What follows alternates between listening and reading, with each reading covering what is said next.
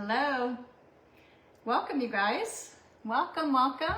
Hi, I'm Caroline Summers. Welcome to Caroline's Table. Tonight we are going to be making one of the 4 classic Roman pastas. It's called pasta alla Gricia. And I feel like alla Gricia doesn't get as much attention as some of her Roman counterparts. Thank you for joining. I see many of you jumping on here. I'm so happy to have you join me tonight. First of all, hey Queenie, I first of all want to say thank you for so many of you jumped on to my new Substack where I'm going to be posting my digital cookbook. And I had so many of you jump in and join that Tony Arminio would be very proud. You did get me to #1. I'm the #1 rising content creator on Substack. So I thought that was pretty cool. And it's from you guys. So I really appreciate your support. And just really nice to know that all of you people have my back. So we're going to have some fun tonight. I'm going to teach you how to make this recipe. You guys probably know the 4 main Roman pastas, because you saw me eat so many of them when we were just there. The 4 main Roman pastas: carbonara, probably the most famous of all of them. And carbonara has an egg yolk in it, and it has pecorino cheese and guanciale, which is this beautiful pork cheek. And it's very creamy and it's delicious. Look who's showed up, my husband. Hello. Are you gonna turn that air off for me? I'm just doing that. Thank you. So carbonara, such a famous, everyone has heard of carbonara. A lot of people think there's cream in carbonara. There isn't. It is really just the pecorino cheese and the pasta water and the egg yolk that brings everything together.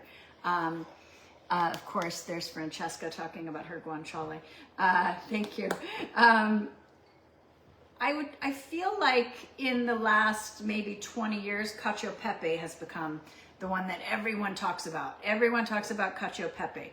And I feel like alla Gricia is one of the ones in the middle that doesn't get as much attention. Amatriciana is the one that has tomato in it. Cacio Pepe is literally just the pecorino cheese with the black pepper and the pasta. It's delicious. I have a recipe for it in my cookbook. So tonight we're going to talk about alla Gricia, which I feel is kind of the Jan Brady of the group. Like, Marsha, everyone talks about carbonara. And then like the little sister who's getting all the attention is Cacio Pepe. Alla Gricia, I'm telling you, she may be the best one, because what you get is, it's like Cacio Pepe, but you get the crispy guanciale and you get the rendered fat from this, which just takes it up to that carbonara level, but again, not with the egg. Francesca said my favorite was jam. Vinny said carbonara is my favorite, although I've never used guanciale because I usually can't find it, especially in Florida. So good comment, Vinny. A lot of people have a hard time finding guanciale. You can check with a butcher if you have a gourmet Italian market near you or an Italian deli, they may have guanciale. The reason the guanciale is important is because you can see it has this little piece of meat in the middle and it's got the fat on both sides of it. And the fat, the rendered fat, is really important for you to make the base of the flavor in the dish. Now, if you can't find that, it can be easier to find pancetta. This is pancetta, which is, you can see it still has quite a bit of fat in it. So you can cube the pancetta and that might be a little easier for you to find. Sometimes markets will have this already cubed in a package. You could try that too. Now, lastly, if you couldn't find either of these Italian delicacies, could you use regular bacon? You could use regular bacon. I would get a thick cut. I would try to get a slab bacon, but hunt for the guanciale because that's really the key ingredient, or at least get the pancetta. Now, the second ingredient that you really need to make it authentic is Pecorino Romano. This is a sheep's milk cheese, and you're gonna know you have the right one when you see this dark blue rind. I'm gonna show you another piece here. So that is the Pecorino Romano. If you can get it ungraded and grate it yourself, again, these are all the steps to greatness, right? If you can only find it graded, okay, but it is better if you grate it yourself. Now, the way you grate it, you want to use a really fine grater, because the smaller the grate, the creamier your pasta is going to be. So, Bruce, why don't you come over and say hi? Oh, and then the pasta, of course. Traditionally, you will often see tonarelli. This is a long, fat spaghetti, and it's delicious. This one is almost always used with the Cacio Pepe. There he is. Don't body shame that pasta. That's for Summers. So I have to point out, Nancy, who's got the eagle eye, said, "Ooh, is that a Vietri casserole dish?" And I think this is. That's true. That's true. The other kind of pasta that you can use with this is called mezzi paccheri. So this is it's like a short rigatoni. And I thought that this would be a nice change from the tonarelli, which is what I used for the Cacio Pepe in my cookbook Served. I'll show you the picture. So you guys have seen that. So I wanted to do something a little different. I like the way the sauce goes through the tunnel in here. It's a short tunnel. So tonight I'm going to be using the paccheri. You could also use rigatoni. You could use the tonarelli. Some people use bucatini, which is an even fatter long noodle, but it has a hole in the middle. Nothing teeny about it. It gets a little toothy for me. So anyway, now if you can't find your Pecorino Romano, you could use Parmigiano Reggiano, the good one, the real one. That's going to be your next best choice if you can't find the Pecorino Romano. This is a sheep's milk cheese. It has a sharper flavor. This is a little less sharp. Number one, this is the real Roman way. If you can't find it, this will work. Okay, let's get started. So, Bruce, do you want to finish grating this? And Sounds great. I'm going to slice the guanciale. So the guanciale, guys, it comes with this peppered crust on it. So some people like to keep the peppered crust, some people don't. I like to keep some of it because I use so much pepper in my recipe for the... Am I doing this whole thing? Sure. Oh. So, okay. Well, I did most of it. So what you're gonna do in this is cut a nice thick slab. And again, I'm just gonna keep the pepper edge on the top. You can see I cut it off the bottom. Could you use pork belly instead? You could. That would be more similar to the pancetta. And then what I'm going to do is I'm gonna lay this flat and I'm gonna cut it into strips like this. And the reason I'm doing that is because that way when you get the bite, it's going to have meat plus fat on both sides. So I wanna show you like that. So that is how we're going to slice this out. All right, that's good, honey. You want to check in with our friends while I... You got it. Thank you. And where are you going? Right behind. Oh, I thought you were leaving.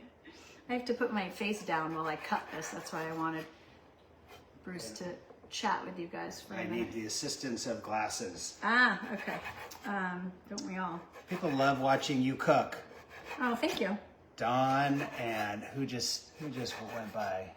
This, we like to cook with you guys. It's kind of like having a dinner party. But I'm also hoping that you guys will be able to recreate this at home. Ooh, what was your favorite wine in Italy? I think that's a question directed at me. It definitely is. You take it, honey. My favorite wine was at Osteria del Borgo. Our friend Francesco, who we've mentioned here many times, he has a wine club. He served a 2004 Brunello. Oh, that was really good. That was insane. That was really, that whole meal was. Yeah. A 22-year-old Brunello from Montalcino. We went to Montalcino this time. We drove through it, just had a quick lunch there, went there for the first time. If you've ever heard of Montalcino, if you're like me, you assumed it's a big area. You know, it's like, I'm used to Napa. If you've been to Napa, Napa is huge.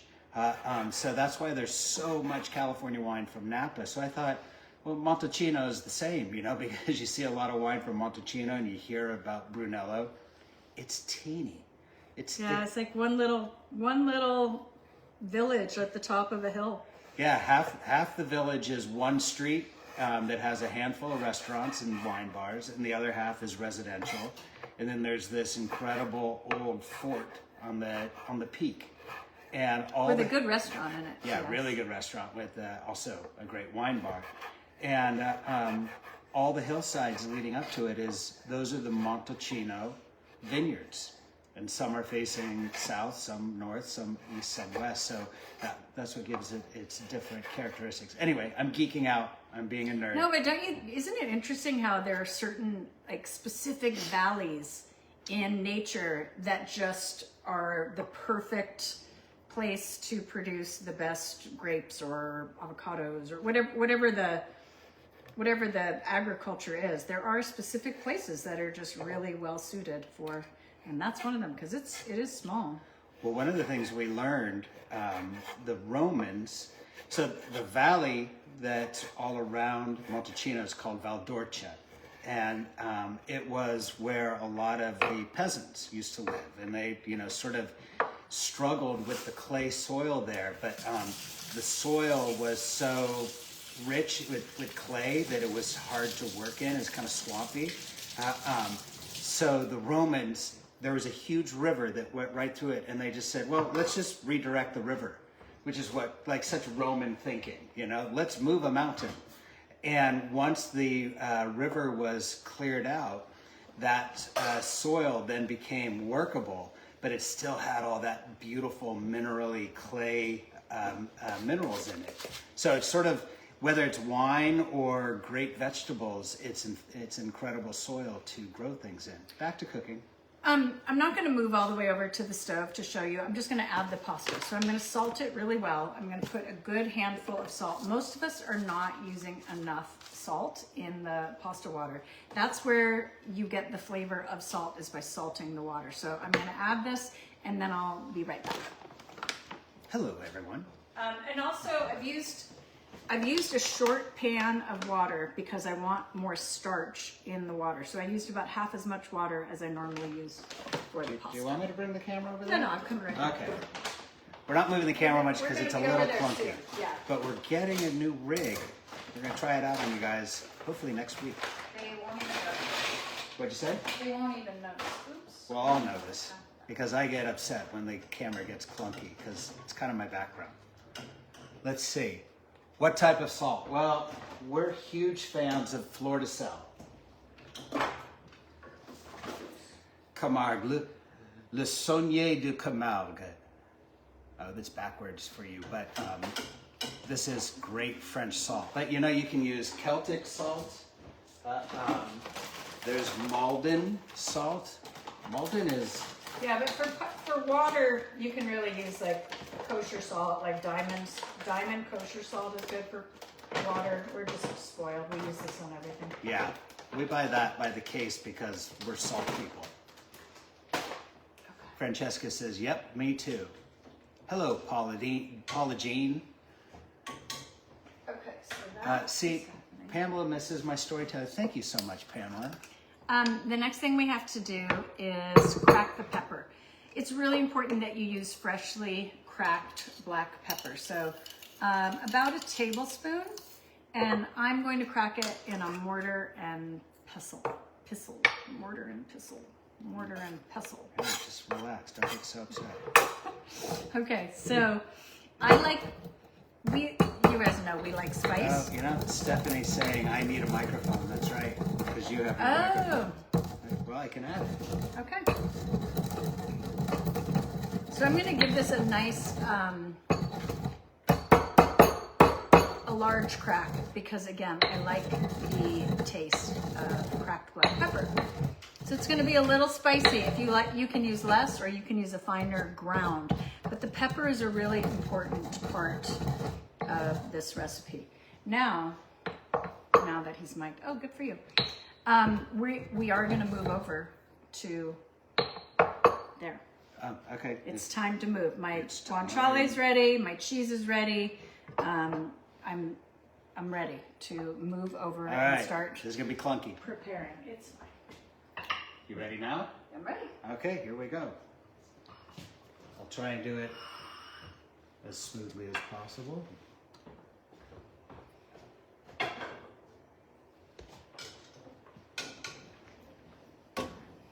Okay, the first thing I need to How is that? do. Okay, let's find the pan here.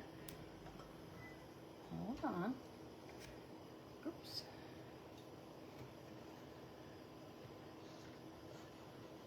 Okay. There we go. Can you see on that one? Hold on. Can you lower this a little, honey? That says. Here, right here. And then we can do it right here. That doesn't do anything there. Okay, then we gotta go like, there we go. Okay, There, now you have a pot. That was smooth. Okay, here we go.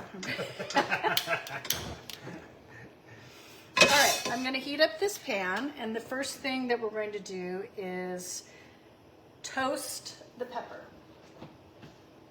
So here's my pepper.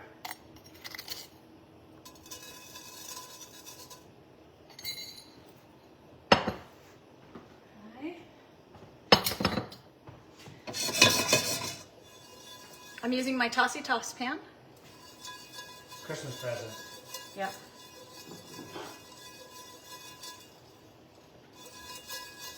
Okay, this is going to get, you can tell when the pepper is toasted enough that it's going to just become very aromatic. The substitute for the meat, in case you came in late, LAF 810, you can use pancetta or pork belly. As a last resort, you could use bacon. All right, I can smell this coming up now. Suzanne was the best woman for women. That's so true. The meat is guanciale. It is pork cheek, and it is the traditional meat that is used for these recipes. Now I'm gonna come over. I'm coming in with the guanciale. Now you're thinking, don't you need some oil in that pan? Do you need some butter in that pan? No, you don't, because there's so much fat here in the guanciale that it is going to render out. Then he's asking, how much guanciale per pound of pasta? I'm gonna post the recipe, Vinny, when I'm done, and all the details will be in there for you. So the recipe will be on Substack. I think this one is about 6 or 7 ounces. 7 ounces of guanciale, maybe? I'm making enough for 2 of us. I gotta turn the fan on, Oh, okay. or else the alarm will go off. Okay, we're gonna leave that here. And that is going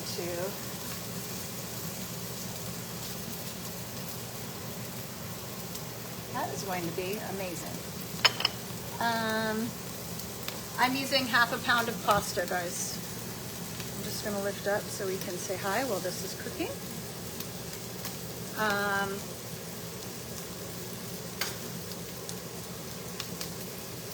And just give your pasta a little stir every now and then, just in case something gets stuck on the bottom.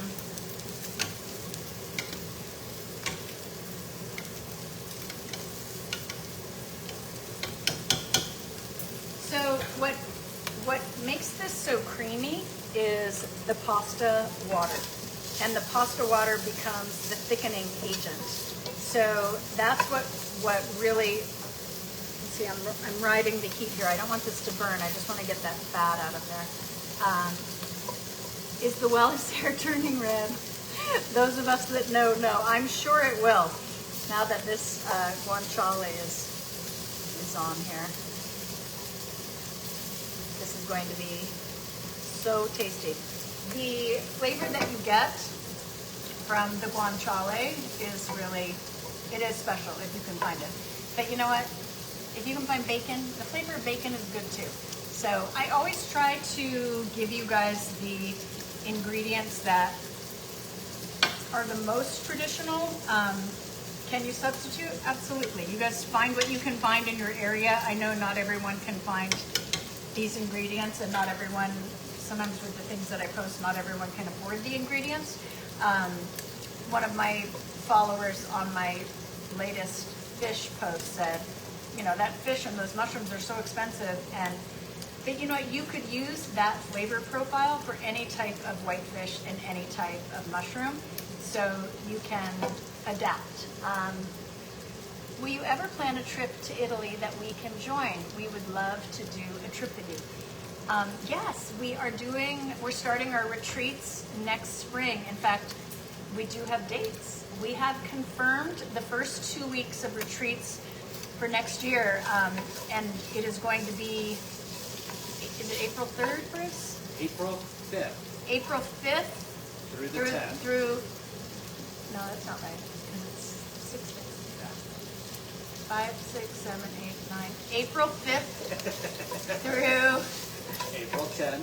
April 5th through, I think it's 11. April 5th, 11 is Sunday, right? Yeah. Saturday. Oh, it's Monday through Saturday. Okay, so it's April 5th. And then the next one starts a week after on April 12th. Yeah, okay. If you want to take any pictures of this while we go, that would be great. She's still rendering here. I hope I put in that pasta at the right time. I want it to get overcooked. This pasta takes a little longer to cook than the spaghetti. You know, this is like a 13 to 15 minute pasta. Okay. The details we are going to post. We're going to post the details with pricing so that you guys have an idea if you can swing it based on schedule and budget. It's not an inexpensive trip because we're literally taking you on a curated vacation through Tuscany so that you can experience our favorite places, and we're all going to be traveling together. We'll be 14 of us each week. So instead of my family, you guys are coming as our family. So we're just trying to get all of the details so that any of you who are interested will be able to send you a packet and you will be able to decide if it's something that you can do. If we have more demand than we can fill for the 2 weeks, we'll figure out how to do some kind of lottery or something so that you guys can, so that it can be fair on who goes to the first one. But then we'll just do more, because that seems like a great thing for us to do. Okay, this is coming along. Almost there. Shall I give everyone a little peek inside the pan? Sure.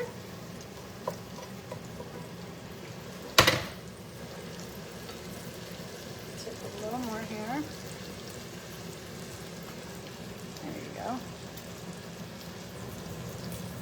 Okay, so you can see that this is starting to, fat is starting to come into the pan. And that is where that flavor is. That is the flavor right there. But you just have to let it, it takes the time it takes to. Sorry, a little clunky. There we go. So, like I said, as soon as we have all the details, which I'm hoping is going to be in the next few days, then I'll send an information packet to any of you who want it. We started going to mean, it was about 10 years ago, 10, 12, 13 years ago that we started traveling in Italy. And we've been every year for a couple of years. So, you know, these are all of our favorite places. You're going to see beautiful basilica, and you're going to see amazing ancient frescoes, and you're going to see beautiful gardens with wisteria tunnels, and you're going to twirl your pasta in a lot of beautiful, twirl your fork in a lot of beautiful pastas, and it's going to be really fun. So we have spritz o'clock. We have spritz o'clock every day at sunset, and we watch the sunset over this beautiful green valley, and then we have a big family dinner with all the local amazing food. So, you know, we had some fun, and I think it's also a really special way to meet new people, and we're going to spend a lot of time together. You're really going to get to know. Yeah, hopefully you still like my stories at the end of this trip. You will. You will like this story. Late to the show. What is Caroline speaking to? Well, I am making alla Gricia, pasta alla Gricia, and we are making this. It's like Cacio Pepe, but it has the addition of guanciale, and the guanciale is pork chic, so it gives it this incredible flavor, and you also get these beautiful crunchy pork bites. So I think we're going to take this out, Bruce. So if you want to see if you can see here. Okay, I'm going to take this out. Moving closer. I can see. Okay. I moved myself so I could see. Okay, so we're taking the crispy guanciale out of the pan. The pepper is staying in there. Okay. And I'm just going to let that drain. So what you can see that I have left in here is the important fat. So what I'm going to do is take a little bit of this pasta water, and I'm going to cook this down, a little bit of the pasta water here with the fat. Let me just back up a little so you can, thank you. Okay, I'm going to let that cook down, and then what we need to do, now we start adding the pasta water to, hold on, I need my fork. Okay. This is how we make the cream. You just add a little bit at a time.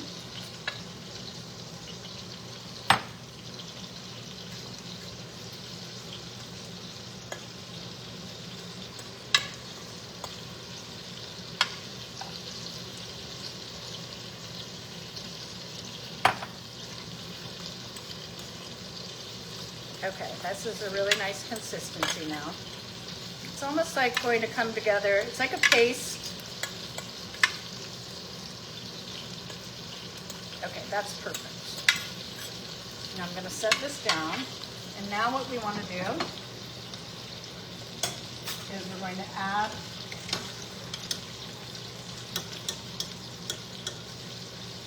here comes the pasta is going right in the pan.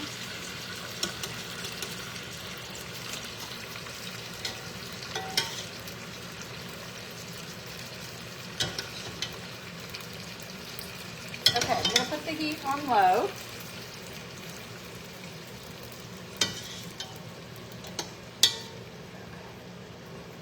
I'm just going to let this incorporate through.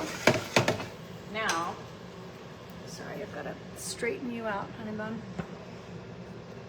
Flying blind. There you go. If you come on this side, you can see better. There you go. Okay, so now all of the, now you can see the pasta is in here.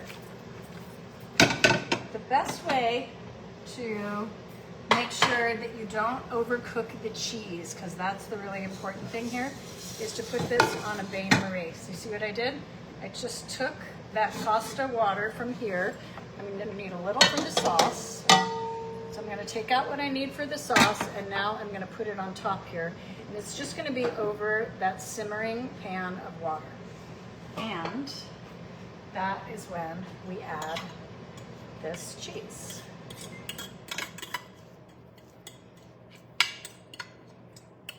And the only thing that I'm using to make this creamy and delicious is that pecorino and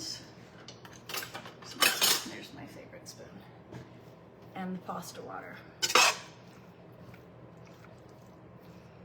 Take a look, honey, you can see from here. Yum.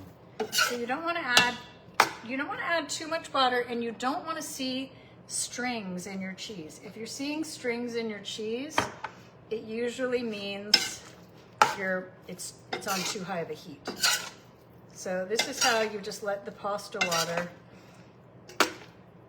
Yeah, I mean, can you see how that is getting so nice and creamy? So it's a little crumbly right now, but I can tell this is going to get super creamy. It's the emulsion of the starchy pasta water, the cheese, and now we're just finishing that melting process. Where did you get that pasta? We got it at Italy.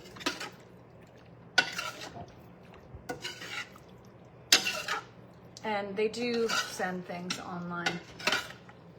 Okay, this bain marie is really, putting the pot over the pasta water is really good.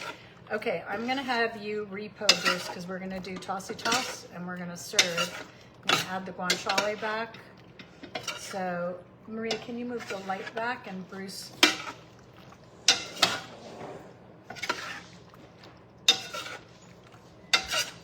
Oh, and the other thing that I wanna do,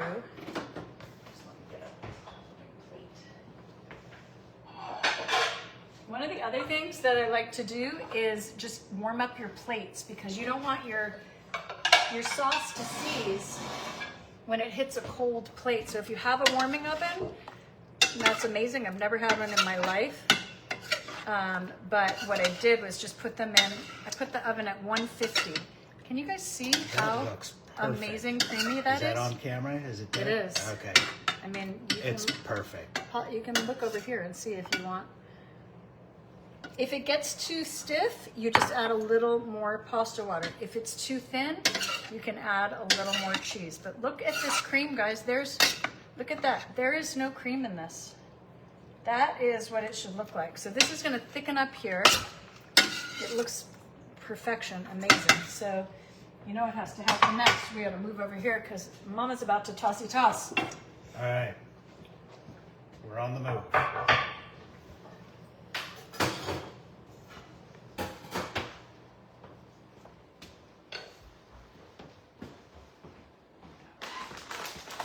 Wowee. Exciting. Sorry, guys. I'm doing my best here. Okay. All right. Oh, hold on. All right, we're back. Okay, can you see now? Listen to that.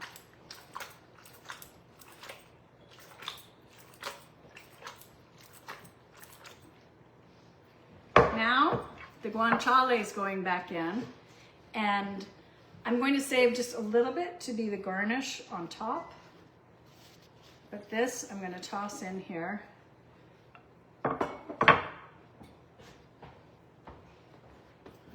It smells divine.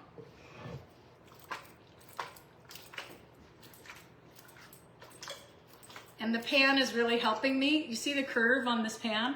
That really helps you to get the nice toss. Sweetie, would you grab the plates out of the oven and join me over here? I'm gonna feed you. Oh my God, it smells so good. Ridiculous. The cheese was pecorino, yes. is not an all clad. This is called Made In, and I'll link it for you guys. I have it on my Shop My page. So just a little bit of heat on that is so nice. And will you just grab my big spoon? Thank you. Okay, here we go. Damn. You know what? I just want to heat it a little more. Can you see? It seizes so quickly, you guys. I'm going to put this on. I'm going to put it back on for 2 seconds. We actually sent a pasta back because when it got to us, it was a little stiff. And we were so excited to be at this restaurant in Rome, and we were like, we didn't eat it. It was a little gummy. And the woman said, she's like, is everything okay? And I was like, you know, it's a little stiff. And she said, no. And she went to the kitchen and she got us a brand new one. And you know what? Came back with the pan. Yeah, I'm really happy that she did, because especially when you're at one of your favorite places, you really want to make sure that you're having the full experience. We knew they were Maria, capable would you because grab me a couple forks? we've been there before. All right. Okay. Look at my strong Italian wife Yeah. there. Where did my spoon go? Thanks, honey. Just needs one. The spoon needs heating as well.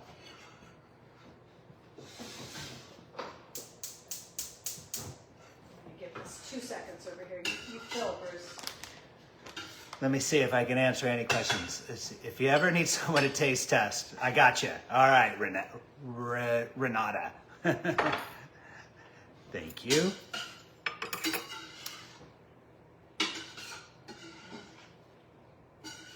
Yeah. Cousin Vinny. He's waiting for my dam. It's coming.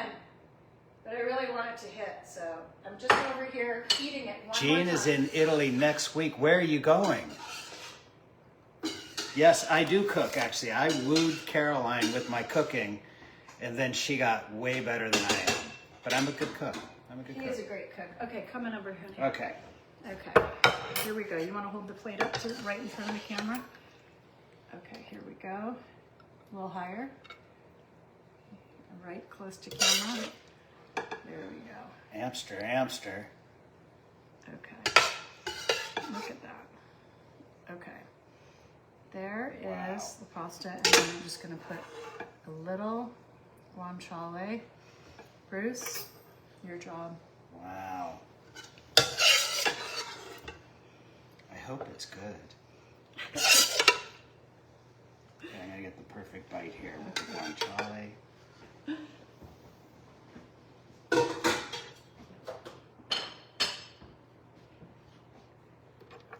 Holy crap. So good. Damn. I didn't even think that was performative. I think he really meant that. Damn. He's hungry too. I skipped lunch so that I could be ready for this. Yeah.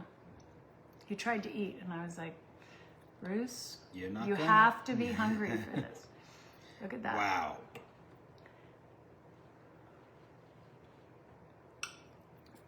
Little guanciale bite.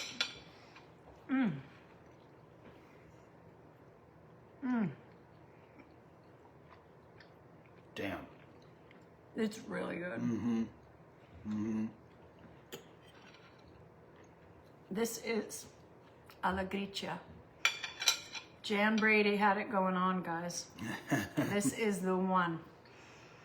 I'm telling you, it's the fat from the guanciale. It's like, take your Cacio Pepe and add that fat. You get so much more depth of flavor and super umami and salty and It makes you Really want your good. mommy. Oh, All right, well- Good mommy. I did set us a really nice place over here. So we're gonna go enjoy our dinner. Thank you so much for joining us. Thank you for joining my Substack. I linked it on Facebook. You guys have the link on Instagram. It's in my bio.